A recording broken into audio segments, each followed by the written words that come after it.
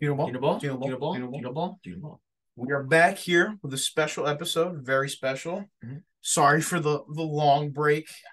Yep, it was very, very long. Well, today we have a special guest on the pod, a Mass Live reporter, Boston Red Sox. We have Chris Cotillo who's going to be joining us. We're going to have some conversations about the recent news going on in the league. We're very excited to have him on. Zach, you've talked with Chris before. I've not. I'm meeting Chris for the first time today. So do you want to add anything and let the audience know a little bit more about Chris? So just to plug in his stuff, what he does. He does these two workshops, which are both 4 weeks and at a time. And I took place in both of those workshops. He's helped me very a lot over the past couple months. And just helped me grow as a sports writer and how to break news, what goes into breaking news, stuff like that. So he's been very helpful, and he's just been lucky enough. We were lucky enough for him to come on the pod. So he'll be joining us in about 5 minutes or so, give or take, 6 o'clock hour. And we're just gonna talk about MLB news and everything that's going on with MLB updates. We're very excited to have him. We have Yeah. a lot of topics. Notably, I'm not going to get into too much, but there's a lot of rumors regarding Masataka Yoshida possibly getting moved. Chris, being technically part with the Red Sox reports, we're going to ask him some questions regarding that. Maybe he can give us some insight as to why they're moving him after just signing him. More Red Sox news. We got Chris Sale getting traded, and then a lot more. We don't want to spoil it. I think we're going to have a great show today. We have a lot of good topics, and I have a little fun wrap up segment. Yep. Stay tuned for the end. Yeah. Because we are going to be predicting where top free agents are going to sign. And there has been some recent news on these top free agents. We could just list them, right now. Blake Snell, Jordan Montgomery, Cody Bellinger, Matt Chapman, and of course JD Martinez. Of course, JD. Of course. Why, of course? Because, well, we're going to have to get into it a little bit later. Those are the most notable, I'd say, remaining, right? Most notable DH outside of maybe Jorge Soler, but he's pretty well above and about. I think JD's got a little edge over Soler, in my opinion. Just a little bit. Yeah. Soler's got pop. Soler's got a lot of power. JD's got pop, too. Yeah. Got pop power, yeah. Technically, yeah. A little older. He might be seeking a 1-year deal. But JD, yeah. Soler will probably get a long-term deal somewhere, 3 years, 4 years. Yeah.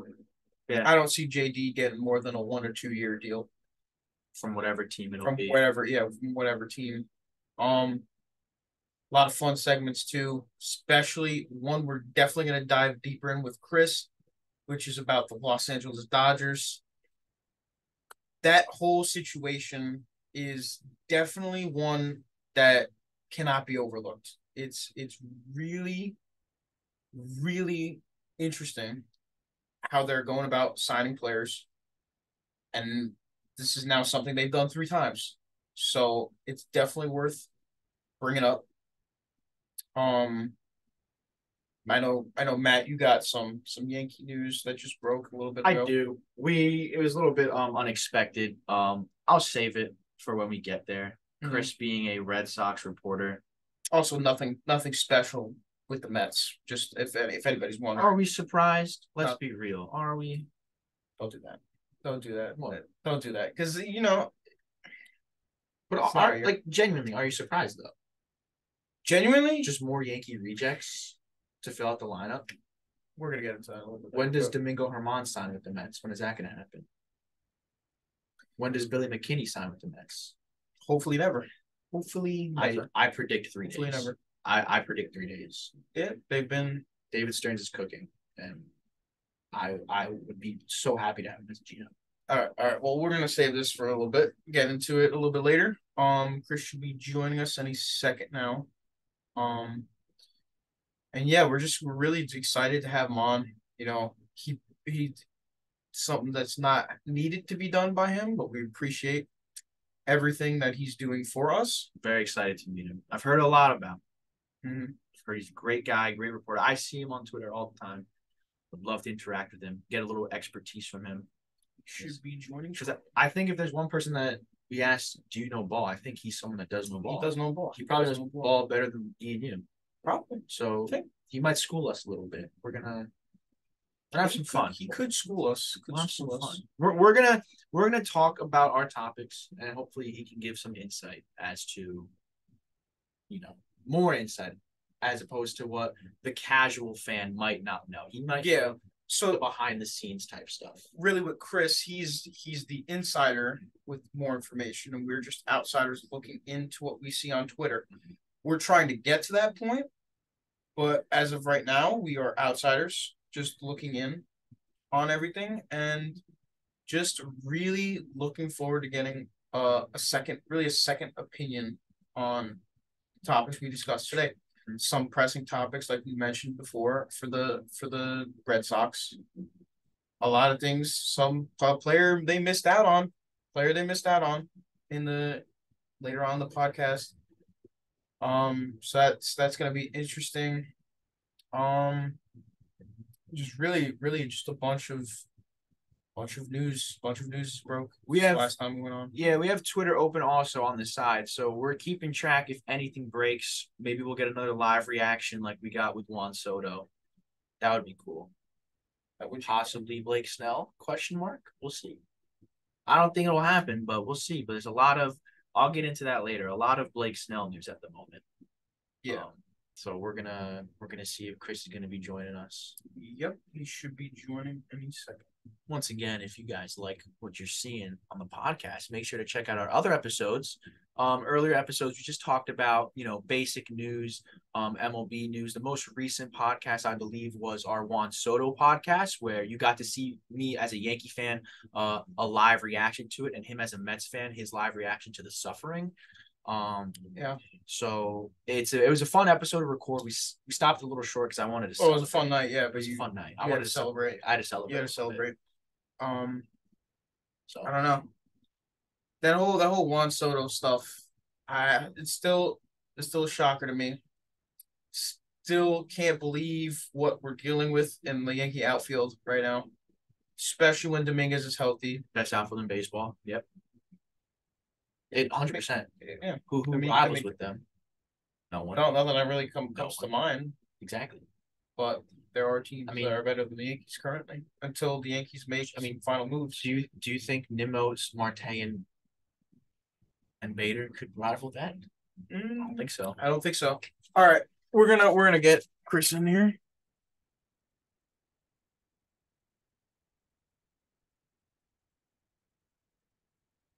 Hey, Chris, what's going on? What's up, guys? How are you? I'm good. What's up, Chris? It's nice to meet you.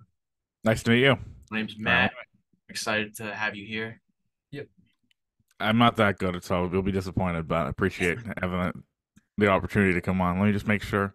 All right, microphone's on. We're good. Yep. We should be all set. Really, Chris, we just want to jump in straight into our topics. Our first one should be a doozy for you, especially because connected to the Red Sox and everything. Masataka Yoshida drawing interest from multiple teams potentially. They're not actively looking to trade him, but they're seeking an offer to build a better roster around. Is there my only question would be why look to trade a guy who just signed and who's been doing very well, especially last season? Yeah, I mean, it looks like if they do make that move that they're giving up on a guy 1 year into signing him to a long-term deal, which I don't think is a good look, especially when you consider, how difficult these decisions could be for Japanese free agents to try to come over, and they might have other Japanese free agents might have a hesitancy to do that in future years with the Red Sox if they do move him. I think functionally for the roster, it does make sense. The problem that they're going to have is that he showed to be a one-dimensional player as a rookie last year. He's a guy who can get on base. Obviously, a contact bat-to-ball guy, limit strikeouts, walks a ton, high on base. But he can't field, he can't run. He hit 15 homers, which was okay, and he has that in his game. But power is not a super tool, so you're looking at a team. You're looking for a team that values him at what you're paying him, which is 4 years and $72 million. And if he was on the open market after the year he just had, I don't think he would get that. So that's a tough one for the Red Sox. I think it's something that Heim Bloom wouldn't have done. He's the guy that signed him a year ago. Craig Breslow's obviously in place now, so different and not his guy, so to speak. But you know, it kind of speaks to a little bit of desperation that 1 year in, they're trying to move a guy who, for the first half was one of their better players. Had a 793 OPS, I think, so wasn't a bad year. And you see some guys make that second year jump when they come from Japan too. The adjustment period's kind of behind them. They're used to everything that comes with it. So I don't know. I would guess, at this point, probably, I think it's definitely possible. I would say it's more likely he stays just because of the price and not finding a team who's willing to pay that. I think it's more likely they trade Kenley Jansen. I think bigger picture, it's just pathetic that a team like the Red Sox is in a position where they have to shed payroll to add payroll because they're $35 million under the CBT. And they have done, basically nothing to improve the roster. They've just been kind of, shuttling, Giolito in, Sale out, Tyler O'Neill in, Verdugo out. So to me, not the full throttle approach they promised. Yeah, it's interesting you mentioned Sale because he was part of a trade, a blockbuster trade. Technically, I don't know if you really consider it that, but Atlanta. Anything that ruins a full Saturday on vacation for me counts as a blockbuster. Yeah. Yeah, I mean, Atlanta strikes again. I didn't see it coming. I didn't think that Atlanta would even be a part of this. It was out of the blue, I would say. Yeah. Yeah, for sure. It's completely out of the blue. Sale and cash considerations for a young infielder of Vaughn Grissom. I personally like the move if I'm the Red Sox. I'd like the move considering Sale's also struggled with injury many times the past couple of years. Yep. And he also signed a 2-year extension with the Braves worth $38 million, which I guess was nice for Atlanta, but I don't know. I don't think I see Sale being healthy throughout the course of his Atlanta career now.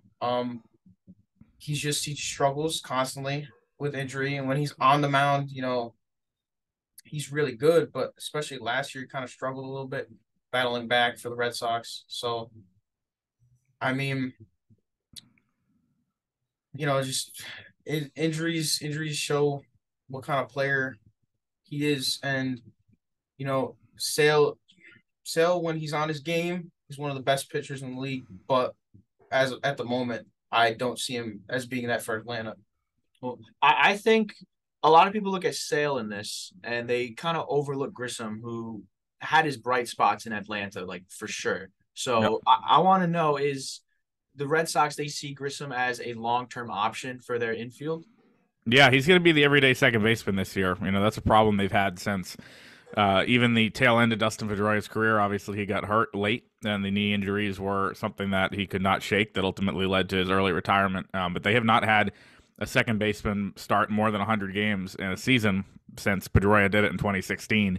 That's 7 or 8 years at this point. If you think about the laundry list of names they've had, from Brock Holt, Eduardo Nunez, Michael Chavis, Jose Peraza, Jonathan Arauz, Christian Arroyo, Kike Hernandez, Pablo Reyes down the stretch last year, Luis Urias. I mean, it's a bunch of guys that are, AAA to barely major league players. Those guys are mostly out of the league. And they've all been on the Red Sox in an important position for the last 4 or 5 years. So, I think they're going to give him the chance to start every day. They're going to give him the chance to really take the reins of that position. I think he's defensively limited a little bit, and that's the big knock on him. You can hide those warts at second base a little bit more than you can shortstop or third, obviously. But the bat's played at AAA. They think there's upside there, the athleticism and all of that. And, that's one of those things. We saw another trade kind of like that one today with Michael Busch going to the Cubs, where, it's a guy who's a prospect and he has talent, but completely blocked by a really, stacked group on a good team. Michael Busch is not going to probably get opportunities with the Dodgers. They have Freddie Freeman. You see that, the same kind of with Grissom in Atlanta. Arcia, comments about Bryce Harper aside, had a good year. Albies, all the guys that they have there. The Red Sox had a hole, and I think it just kind of looked to be the perfect trade for the Red Sox in terms of shedding payroll, filling a need, and filling that need in a way where they could do it for cheap. Instead of going out and signing Whit Merrifield for $15 million or signing Ahmed Rosario for 2 years and 20 or whatever that's going to be, like, they're going to get a guy with upside who's going to be costing them $700,000. And to them, again, pathetically, that seems to matter. So I think that that's one of those things that it kind of fit a few different things they were trying to do. One of them, they definitely weren't entering the offseason trying to subtract from the rotation, but that's what it took in this case. So I'm curious then, where does that leave a guy like Trevor Story then? If Grissom gets slotted in at second, and Trevor Story obviously has a pretty big contract. So does he just get slotted somewhere else in the infield? What's the update with Story?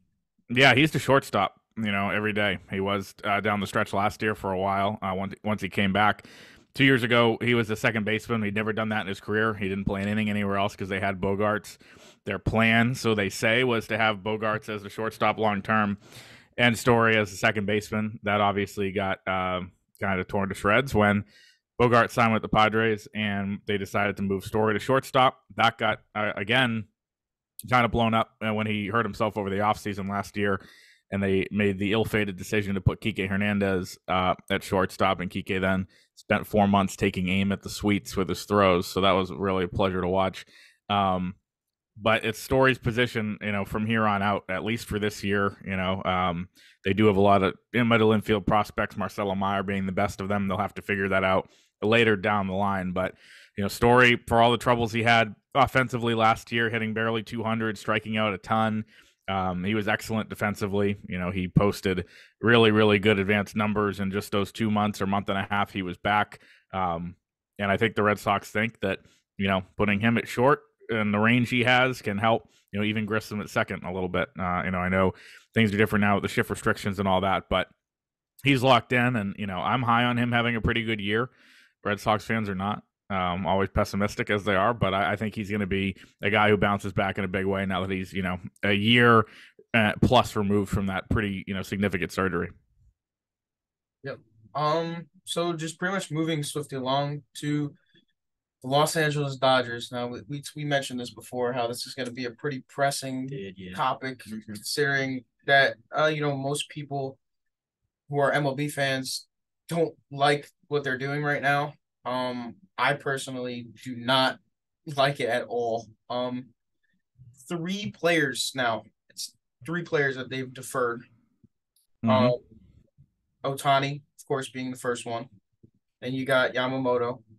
And now, for some reason, they did it with Teoscar Hernandez, which I do not see any point of doing, especially because it wasn't too big of a contract, and they purposely, did it with Ohtani just to save money and to have that money to splurge on new players for the roster for 2024.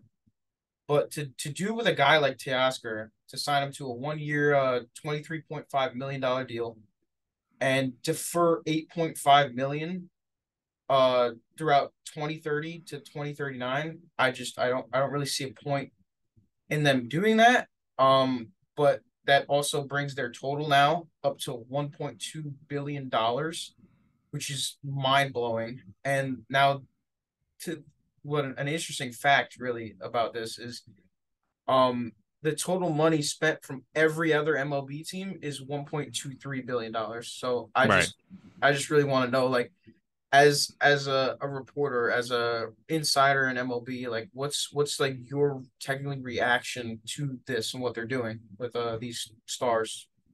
It's great for the game. This isn't the NBA where you can do this and guarantee yourself a title by getting LeBron, Wade, and Bosh in their prime. Like, they can spend $700 million on Ohtani, and they can have a payroll that exceeds everybody else's by $200 million, and they can get bounced in a best of 5 game series.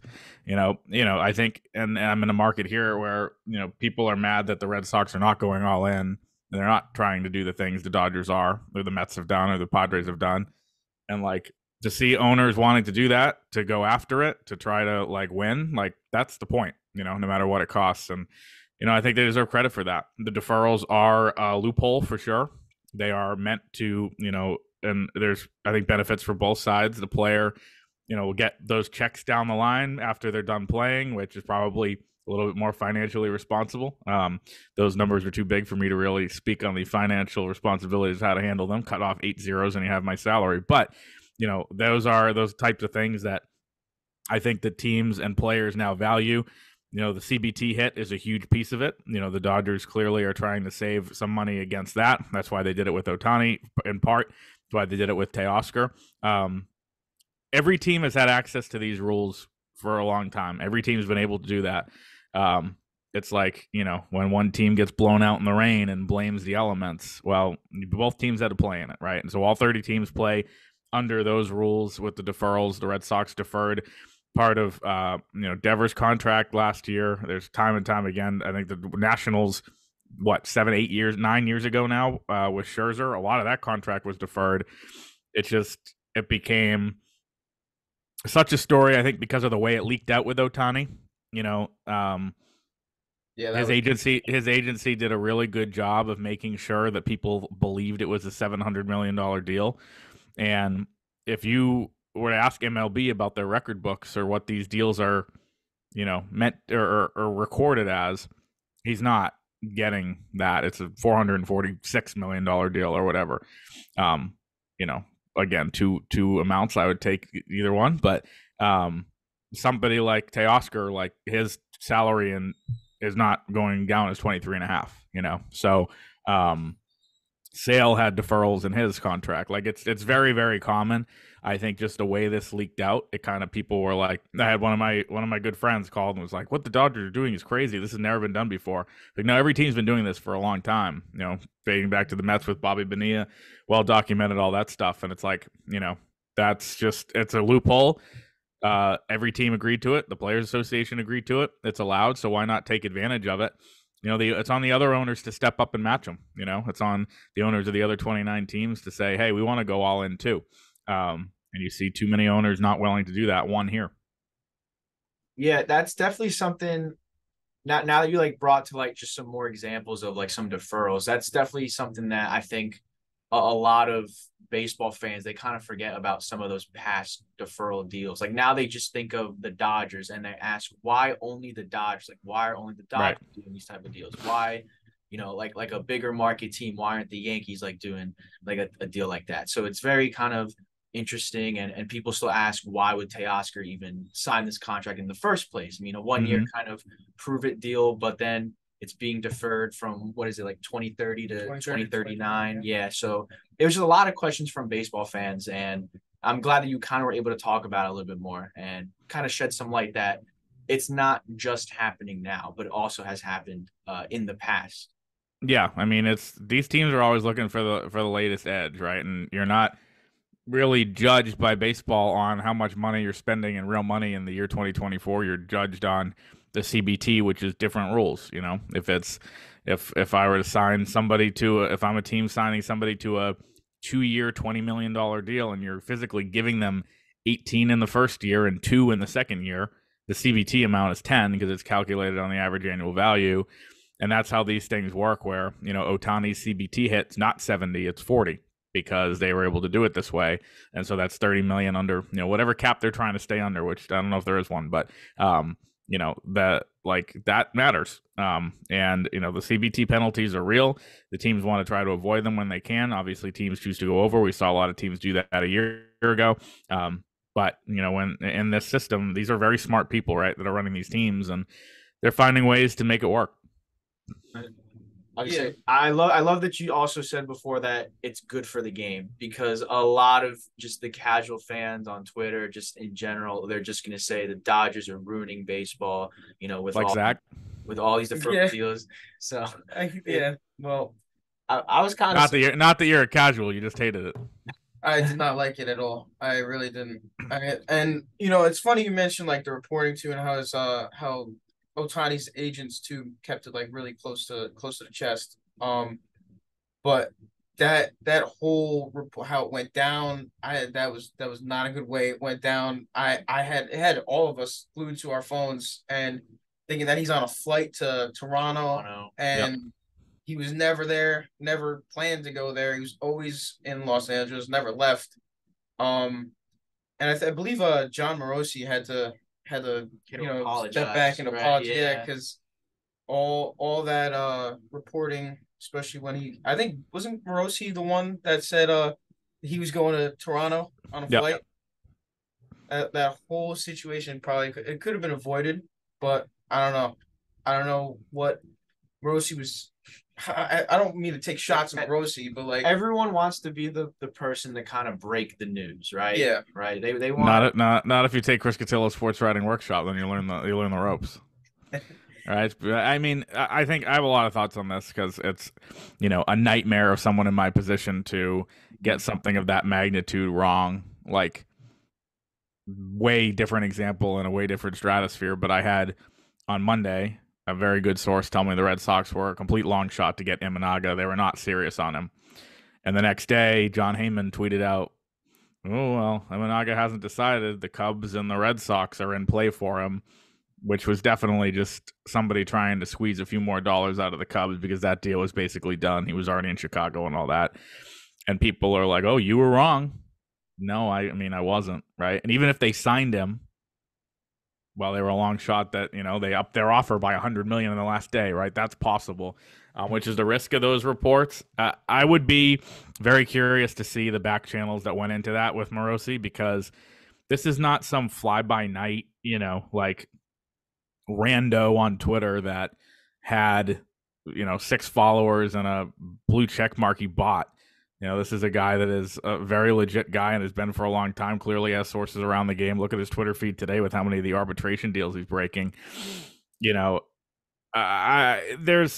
always the chance, and I don't know this for sure, that there's misdirection going on, whether by a team or an agency, and the reporter is just kind of screw you collateral damage. That is the worst fear of everything. I've had reporters reach out to me and say, "Hey, the Red Sox are in on my guy," and then I've tweeted it, and the Red Sox have said he's just trying to drive the price up. We literally haven't talked to him yet. That's happened. Even that happened with someone reported the Sox were in on Domingo Germán, and they're not. And like that stuff is out there all the time. I think back to the day Bogart signed, and there was with the Padres report, things are looking good between the Red Sox and Bogarts. Because if that squeezes $20 million more out of the Padres at the end there, then who cares if a reporter loses his reputation in the minds of maybe the agents who get a 3% cut or the team who gets to play it, right? So I don't know exactly what happened. I find it hard to believe without a very, very legitimate source, John would run that, knowing him a little bit and knowing how he does the work and knowing the process of everything. And I think the fan backlash is kind of bullshit to it. I understand that people don't like being misled or misinformed, but I look at it from this perspective.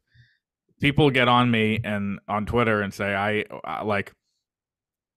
absolutely hate reading this stuff that you're tweeting. Like, I hate this. Okay, well, you have free will, and the unfollow button is right there. Like, I say that all the time. And to an extent, if John Morosi tweets that, it's because he's gone through his process. The guy went to Harvard, right? Like, he's not an idiot.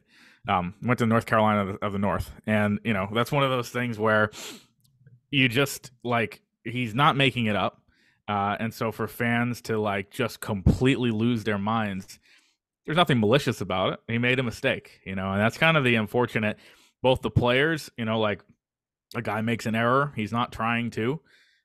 He gets death threats from people who bet on the game. A reporter makes an error. It's just, because we all kind of have these public jobs. If you're working in an office somewhere and make an error on a spreadsheet, that's the equivalent to what John did, or a guy making an error in a game. Your boss is going to notice, maybe a colleague, you fix it and it's over. So I don't think there should be a stain there. Again, I'd be curious to see how that worked out. But, the vitriol from people is ridiculous, because it's not like he made that up to, get clicks. People think that. No, you wouldn't make that up to get clicks, right? Like, if I wanted to do that, I'd write that the Red Sox were signing Montgomery and Snell tonight. And they're not. So that was a very interesting saga, one that I followed closely from afar. I was thrilled the Red Sox weren't involved with it at all, because, I didn't really have to write about it. I could just watch with one eye. But I feel bad for the reporter in that situation. I do. You have to be right. You have to make sure you're 100% correct before you run anything. But, I wonder what happened. I don't know him well enough to ask, but probably. But, it's a nightmare. Yeah, definitely. So now we're gonna get into some Yankee news, and I know Chris, you might have a just like a hatred for that team, but Not at all. Not at all. Okay. No, no. I mean, Um, the job is to cover whoever I'm paid to cover. If I was paid to cover the Yankees, I'd do that. So, and if the Yankees are up 6-3 in the bottom of the ninth, I have my game story written, and I want to go home from work. If they blow that to the Red Sox and we go into extra innings, I'm going to be pissed. So, that's you root for short games and people who are nice to you and good stories. so Matt here is gonna This introduce. is some my Yankee favorite news. segment. Yeah, it's my favorite segment of the show. Oh, good. So I get to talk about a little bit about the Yankees, and just the Yankees are always involved in everything because whether it's true or not, they always have their nose in everything because they're the New York Yankees. So mainly, as of right now, after the whole Yamamoto thing, it appears they really just didn't have a plan. So now they're kind of, I don't want to say panicking, but now they have their nose in close to every free agent pitcher and a little Right. bit of the trade market. So right now, the main talk is Dylan Cease and Blake Snell, from what I'm seeing.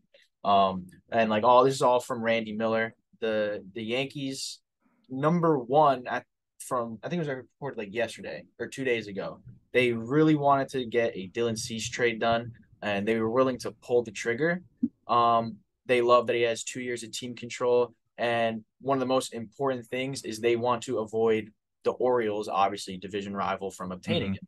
But it seems that the driving price is going to be Spencer Jones, but the Yankees view him as a long-term option in their outfield, which is interesting considering, if they do re-sign Soto, you still have Dominguez, you have Judge, obviously. So it's a big question mark, but that's where it's at with the Dylan Cease. And actually, literally right before we started recording, there was more news about Blake Snell.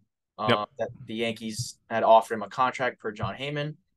Two sides are far apart, I believe, on a deal, but there are talks, so that is something to look out for. And that's something that I want to bring up with you because also the Yankees were interested in Monty or Jordan Montgomery, but that doesn't appear to be an option at this point. Obviously, you mentioned the Red Sox with potentially Snell and potentially Jordan Montgomery. Is there any traction there?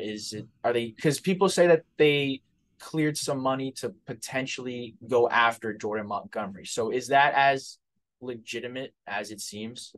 From everything I'm hearing, they're too cheap to sign either of those guys right now. They're not going to meet what either of those guys want. I think there's a big market for both of them. I think Texas looms large for Montgomery, as Heyman wrote once they figure out their TV situation. I know Heyman just wrote the Yankees made a preliminary offer to Snell. They're involved in Stroman, who the Red Sox have been linked to as well. I just feel like, the musical chairs at a certain point are going to stop. The Red Sox are going to be left out, even though they make a ton of sense, especially for Montgomery. They need that high floor guy who's going to be consistent. Because right now their rotation is Brian Bayo, Lucas Giolito, and the three of us. So I would say they need to really figure this out. But I don't see them going to the bidding there. I do think the Yankees will probably land one of those guys. I'm not, as informed as I used to be when I covered every team for SB Nation on, the exact talks when it's not related to the Red Sox. I did talk to a Padres teammate of Snell recently, and we're talking about him and where he's going to go, and he said he's dead set on pitching in his hometown of Seattle. And the Mariners have not, made any aggressive moves so far. They did just trade Robbie Ray for Haniger. Maybe that opens up a rotation spot for them. They don't seem to be willing to spend money either, but I think Blake Snell wants to go there. I also had a former GM tell me that he doesn't necessarily see Blake Snell getting a massive deal like Nola did, or Cole or one of these guys. He sees him getting kind of similar to a Carlos Correa deal, where you do 1 for 35 and an opt out, and a total of 3 for 105. Because teams are looking at the upside, and maybe he can win you a Cy Young, but he's also going to walk a ton of guys, and is not as durable. And so that I think is scaring teams off. He's probably going to have a limited serious market in that way. But if the Mariners get involved, they're a real threat because he's such a diehard of the Seahawks, the University of Washington, all that stuff. He, rang the bell or whatever they do it, blow the horn at the Seahawks stadium. And even Mike Tirico said it on the broadcast, so I think he might be holding out for that. But he's a guy that if the Yankees offer him a certain price right now, then he might jump for that. I don't think they're at that point. Cease, the Red Sox have had no real talks about, from what I understand. I also heard from the White Sox, or the Red Sox thought at the trade deadline that Cease was being traded to the Orioles. They were under that impression at the trade deadline, and then it fell through. White Sox people have kind of said that's not necessarily the case. But I think the Orioles loom large in that sweepstakes for sure. The Red Sox, I think, are looking at guys with more control, somebody like Luzardo with 3 years, or, they'd love to pry away one of those Mariner starters if possible. But, the Yankees, I think, are starting to loom large as a rotation market threat here, as the Orioles are, as the Angels are, the Rangers potentially. So there's a lot of competition, and there's not, that many good arms left. We've seen so many guys go off the board kind of in that middle tier after Yamamoto. Now, you look at it, and it's Montgomery and Snell, Stroman at the next level, and then, Clevenger, Michael Lorenzen, James Paxton, who I've seen a lot of, obviously, last year, and it's guys that, are on shorter-term deals. So the Yankee Stroman thing seems legit. I don't think he'd be a good fit in Boston, but, he also completely destroyed Brian Cashman on Twitter for a couple of years, and now they're considering signing him. So, strange bedfellows and all that. But I just, at the end of the day, I think if the Red Sox do something, it's going to be a trade for a controllable guy like a Luzardo who has multiple years past 2 of control. Yeah, following up on Stroman, Bob Nightingale originally said that Stroman was interested in the Yankees, but the Yankees had no interest.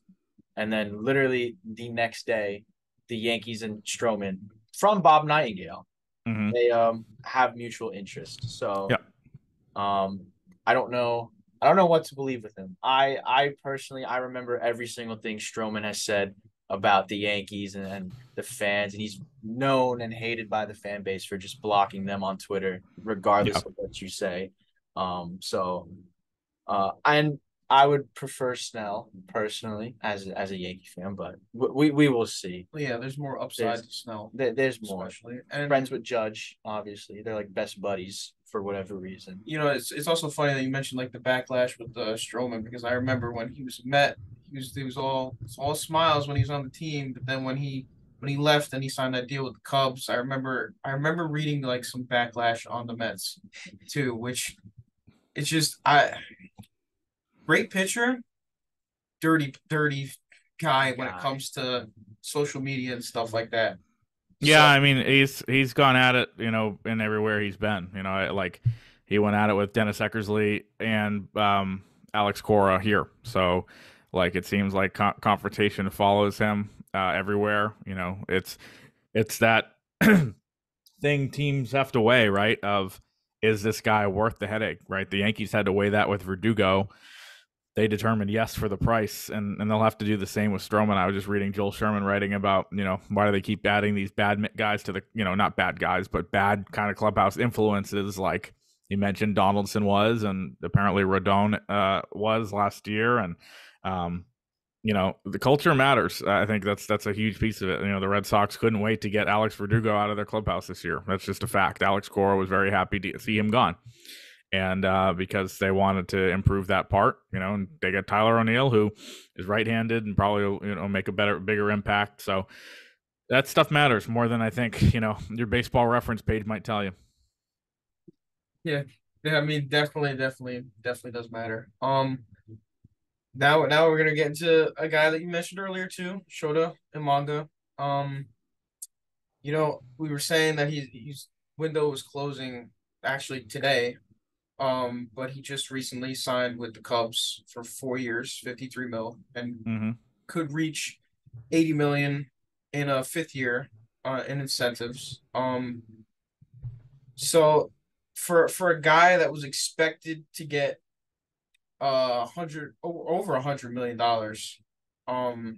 especially in a contract wise. The Cubs and the Red Sox are also both interested in him. Yeah, but not really.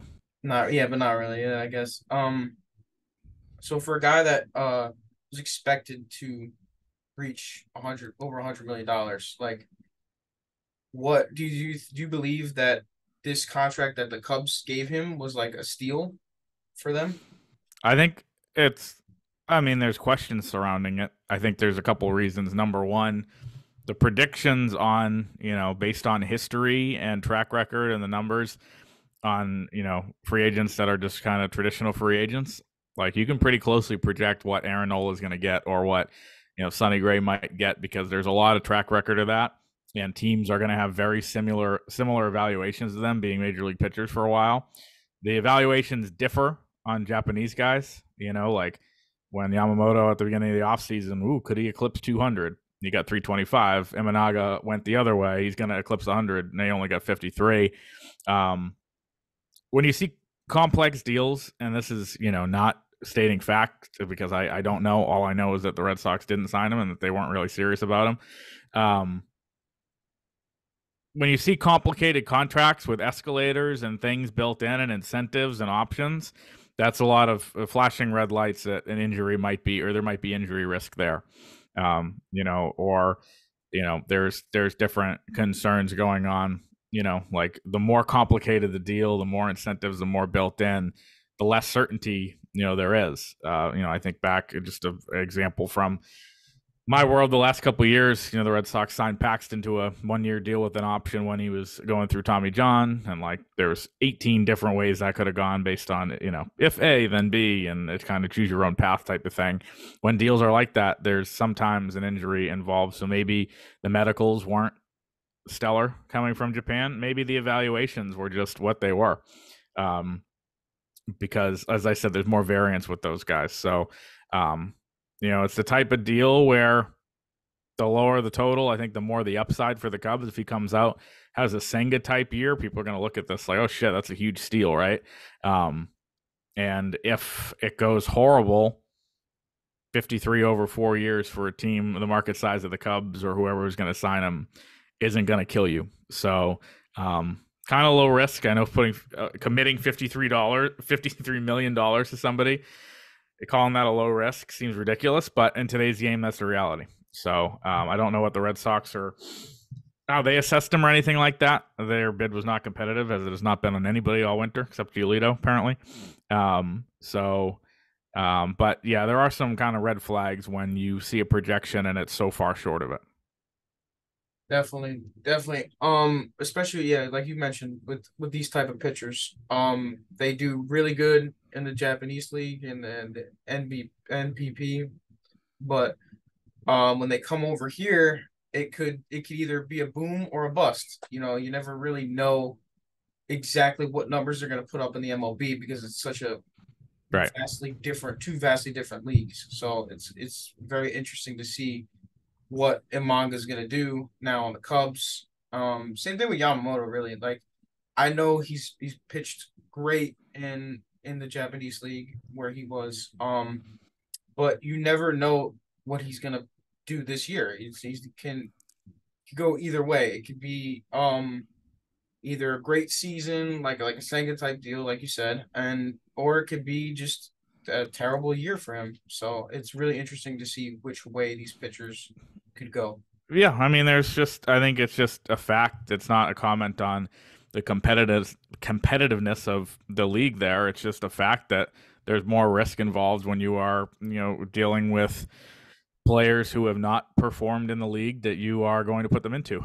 And I think, nowadays with all the advanced metrics, like those advanced metrics translate in whatever pitch shape, spin rate, all that type of stuff, those types of metrics, command is command no matter what. Velocity is velocity no matter what. I know the balls are different sizes and they only play in domes and all that type of stuff, but like they, there's stuff that does translate. I do think, the the Dodgers or any of these teams that are offering that much for Yamamoto wouldn't have done it unless they were, pretty sure that he was going to be pretty good, and that's what they did. Yep. So again, this segment, I know Matt, you mentioned that the Yankees part of our show today was your favorite part of the podcast. This may be my least favorite to talk about, especially when it comes to me being a Mets fan and me being on the outside looking in. I see the vision that David Stearns has. I can't say that, I'm all happy and ready to go into 2024, but with some of the additions, I guess you can see what kind of direction he's going, especially towards 2025 and future later years. So with the latest additions, especially of Sean Manaea and Harrison Bader, um, Manaea signed a 2-year, $28 million deal. Bader signed a 1-year, $10.5 million deal. And you made fun of the Red Sox rotation a little bit. It's really, when it comes to the Mets rotation, it's really just Senga and the bunch too, the Brady bunch. Mm-hmm. You got Quintana, Severino, which you don't know how he's gonna do because you'll have fun with him. I'll tell you that. He had one of the worst years he could have possibly had last year Mm-hmm. with the Yankees. And you got a guy like Manaea, which I didn't technically agree with the contract, 2 years, 28 mil, 14 mil a year. A guy that is probably a 4 to 5 ERA pitcher, and you're paying him 14 mil a year. I mean, that just sends off red flags to me personally, and especially looking at that back end of the rotation with Hauser at the last spot. I don't know. It's kind of alarming to me, but I do like the outfield situation right now with Nimmo, Bader, and Marte. I like that a lot. Like with what we're going into in 2024, but also a lot of things mentioned came out recently too. We were linked to guys like Justin Turner, Jorge Soler, JD Martinez for a potential DH spot. Mm-hmm. And that seems to be all going away and being a figment of imagination now. Because it seems like the Mets are only going to go for just bullpen guys, just straight up bullpen guys, low cost bullpen guys. Like Wandy Peralta was a name that was mentioned. It's pretty good. Pretty solid. Another name that was mentioned was Brent Suter. So he signed today. Oh, he signed today? Yeah, with the Reds. Well, that X's off something. There's an option off the board. That's another option off the board. So I guess, but yeah, it seems like the Mets are really just going for, like, I don't want to say it like that, but like with the last couple signings, it seems like they're just going for like Yankees rejects, especially with Severino and Bader. But Bader brings a lot more to the table than I think the average Mets fan would just see and look at, especially with his defense. I do think he could be a nice addition if we slot him in the 9 hole and then have Nimmo lead off, which two fast guys get on base, more likely to score runs. And other than that, they're not looking for anything too special right now, just light bullpen arms. I know that they were mentioned in a trade with Luzardo and Cease, and I saw some of like the fan mock trades, which were absolutely ridiculous. They always are, yeah. Yeah, I saw one trade with the Mets receiving Dylan Cease, and they would give up Parada and Luis Angel Acuna, which they will never do in a million years, because that's their future and that's what they're banking on. So yeah, just Luzardo and Cease are both very, very highly doubtful. But yeah, that's just my really take on what the Mets are trying to achieve this season. I'm scared to go into the 2024, but obviously, as a fan, I'm never going to stop watching my team. So hopefully they do better than expected this year. Yeah, I mean, I think the term around here the Red Sox use is bridge year. They're bridging the gap with short-term additions to the future. Bader's the guy, if they're out of it at the deadline, they can trade him.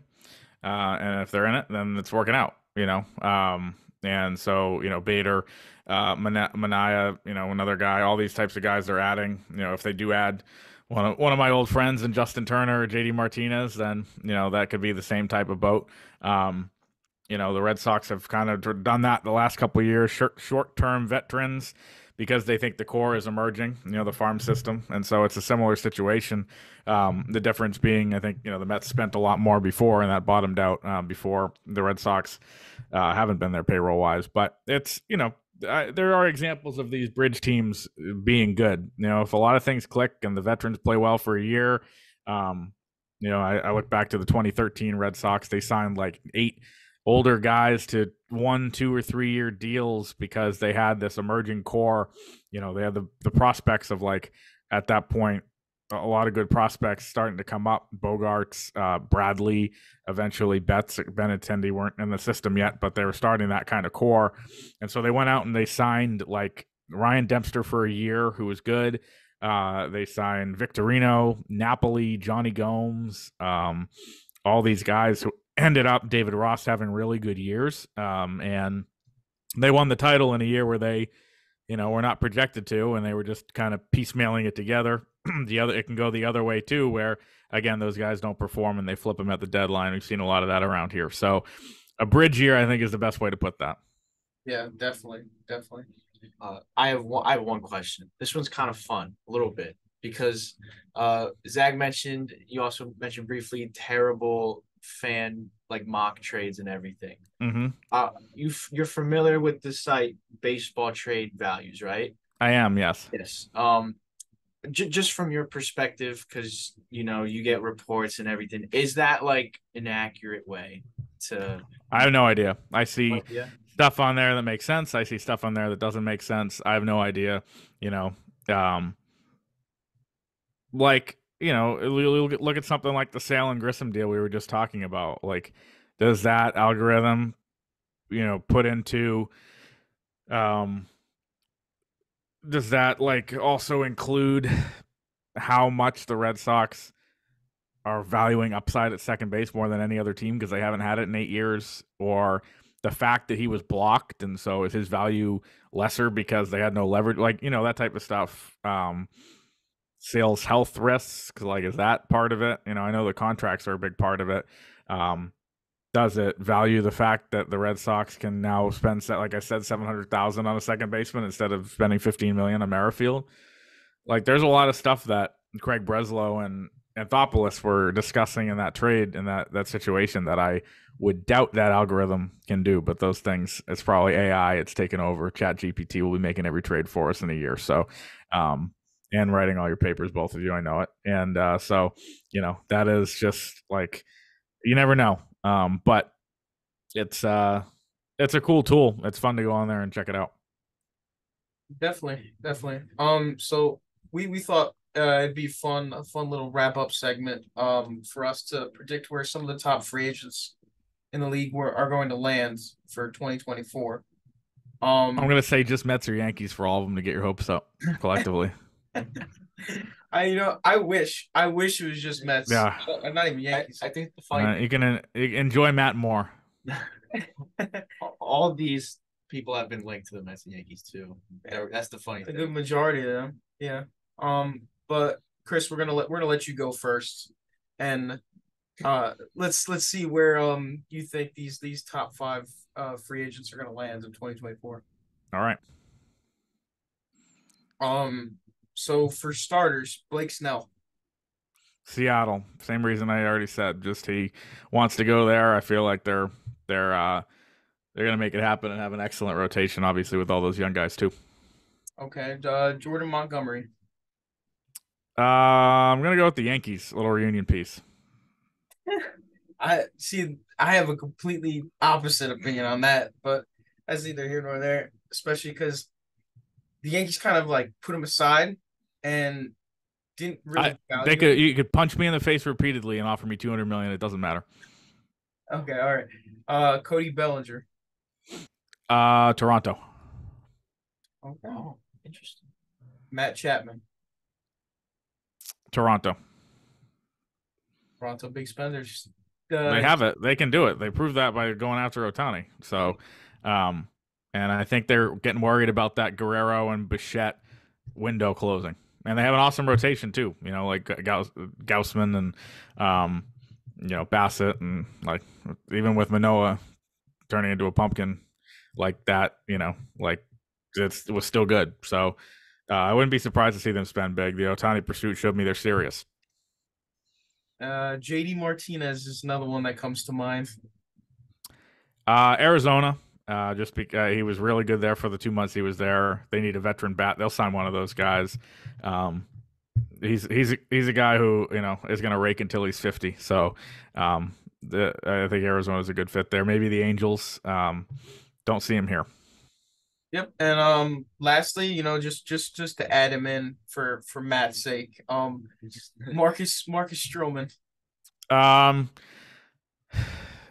I would say he goes to. Well, I already gave you Montgomery, so what are you crossing your fingers for? Did I say no?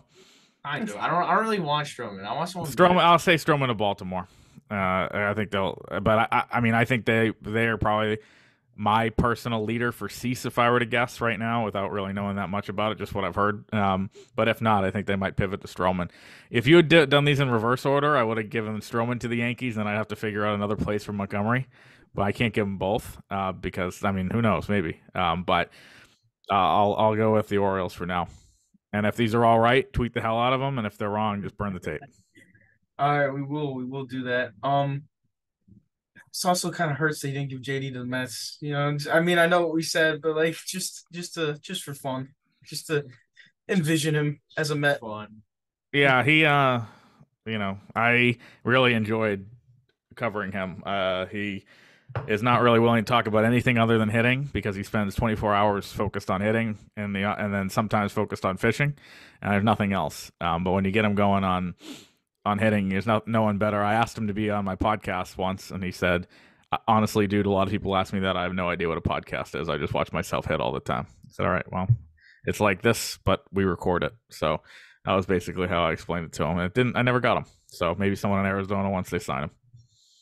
Yep. All right. Well, thank you, Chris, for hopping on with us and talking about some MLB news with us. I really appreciate it. I know Matt. Yeah, anytime. The upset alert is you wearing a more light blue shirt than I am for once. So I like that's good. Yeah. All right. Well, thank you. Thank you so much again. Thank you, Chris. I really appreciate you coming on. Anytime, guys. Thanks.